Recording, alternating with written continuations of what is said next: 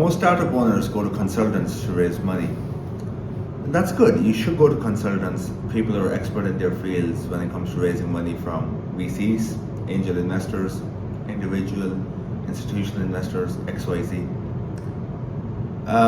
What really saddens me is a lot of these consulting companies take advantage of the founder who is really desperate to raise money.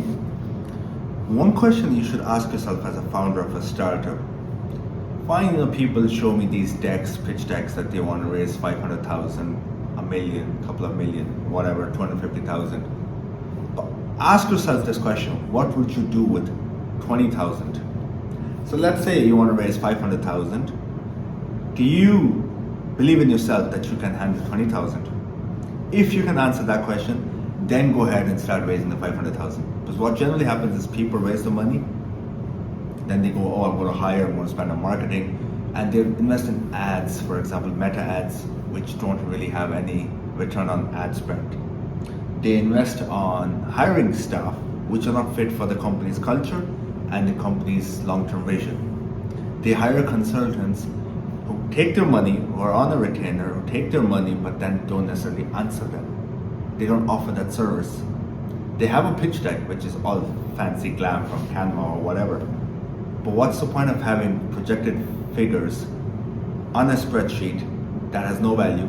It's getting the traction. How do you get traction? By having consumers, paid customers.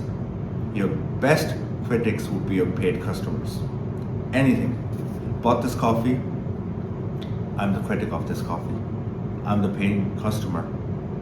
If this coffee shop in particular doesn't have any paying customers, oh fine, we're going to be situated in the east of London, and we're going to be having probably about 50,000 customers a year, and we're going to sell 50,000 cups of coffee. We're going to make $1 million in revenue.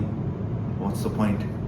I want to see the traction of actual customers over a certain period of time who has paid for the product and the consumer feedback from such.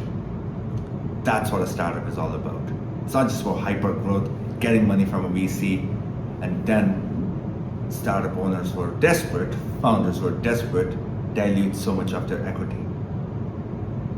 It's easier said than done. You're going to get an investor. I'm going to give you $100,000, $250,000. I want 20% of the company.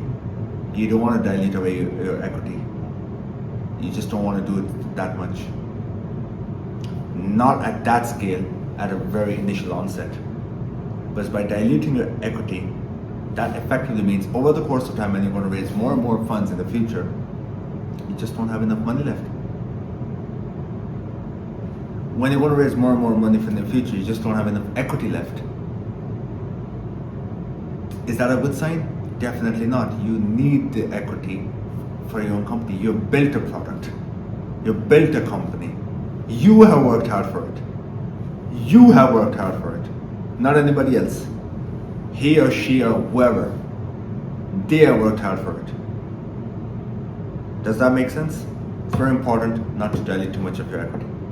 It's very important to raise enough capital that you can control and hold. Simply ask yourself this question.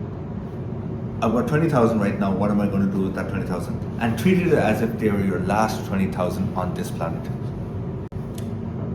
I get this a lot from my clients, prospective clients, every now and then, that we would want to work with you, but we want your compensation to be on a pure success fee basis. There are a couple of elements to that. Namely, first of all, it's the value of time and money. Now, you wouldn't necessarily go to a coffee shop, you wouldn't go to a Starbucks and promise to pay them once if you have a productive day. So I go to Starbucks Monday morning, 7 in the morning. I'm not going to say to the barista, I'll pay you for this coffee at 5 p.m. or 6 p.m. when I finish work, and I'll only pay you if I've had a productive day at work and I've had a good day at work. Similarly, when you pay for a consultant, you're paying for their time and their efforts and their expertise. Just because this is a product you are willing to pay money for, if it's a service, because it's not something that's seen, it's not tangible, you're not willing to pay for that. That's not, unfortunately, how the world works. I get this a lot from Indian companies, unfortunately, regarding the success fee model and everything. Indians, as much as the economy, the overall the way the Indian economy is growing, to work with Indians can be a bit tricky sometimes. First of all, it's the compensation agreement. They're not willing to pay you for your time and effort, but they're also not willing to pay you what the actual effort is. That's something where the Indians are lagging, and I feel like, as the economy grows and everything, you need to be able to understand how to pay for experience and for expertise, basically.